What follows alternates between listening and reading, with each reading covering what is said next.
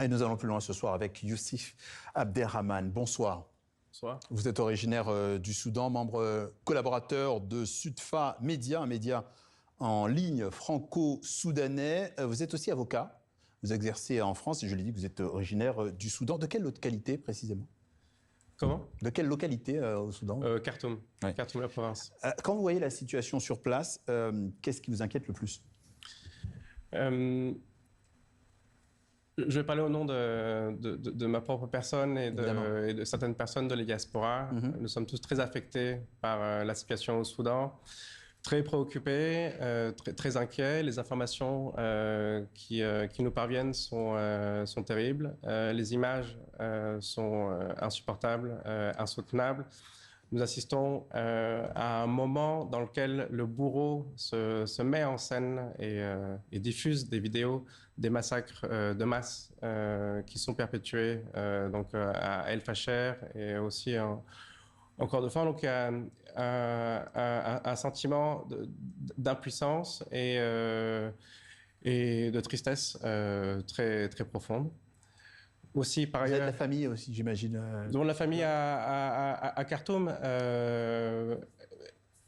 et l'appartenance au pays soudanais fait qu'il y a une tristesse absolue dès lors qu'il y a un Soudanais mort donc sur le sentiment de la diaspora, il y a aussi une sorte d'étrangeté sur ce réveil un peu des yeux du monde qui s'illuminent maintenant sur ce qui se passe au Soudan, alors que depuis très longtemps, depuis 18 mois, il y avait des appels à l'aide de tous les centres de résistance. Nous, on en parle évidemment régulièrement ici, mais c'est vrai que c'est pas forcément quelque chose qui est évoqué très souvent.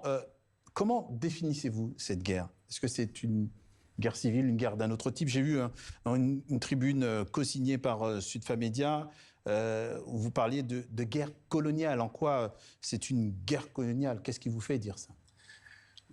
D'abord, en effet, sur la formulation, l'étymologie, guerre civile, ce serait très compliqué de défendre la position, de définir le conflit par une guerre civile, dans la mesure où c'est une guerre contre les civils.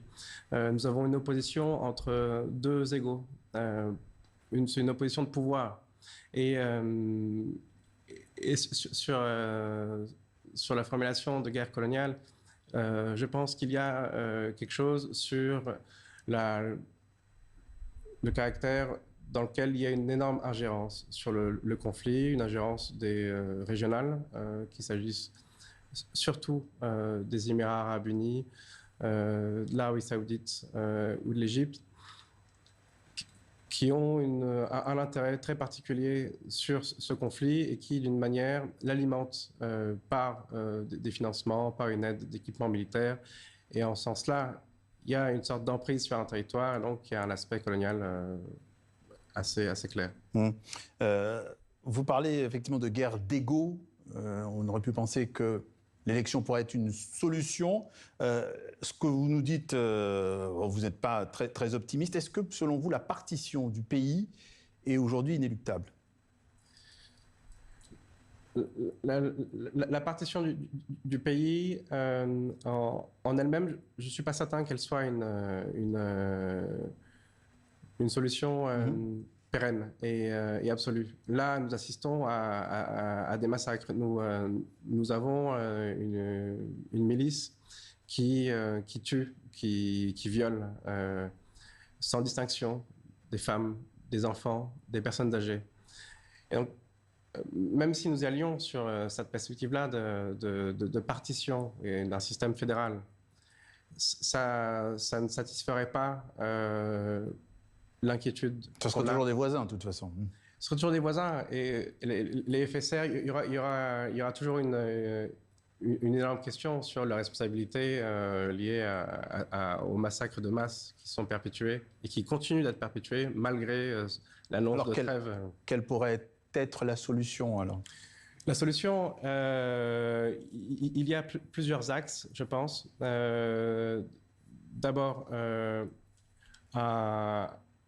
une fin de l'ingérence régional sur le conflit, les Émirats arabes unis, qui, sur la base de plusieurs rapports internationaux, financent, fournissent des équipements aux miliciens. Par ailleurs, la mise en place de couloirs humanitaires d'urgence pour un accès aux soins, un accès à la nourriture, un accès à l'eau, un accès aux soins, et aussi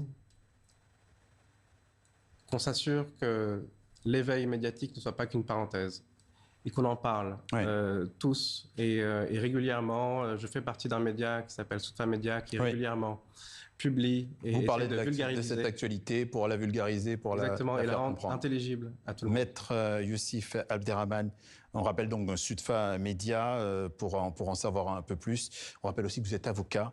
Merci d'être passé par ce Journal Afrique sur TV5 Monde. Merci à vous.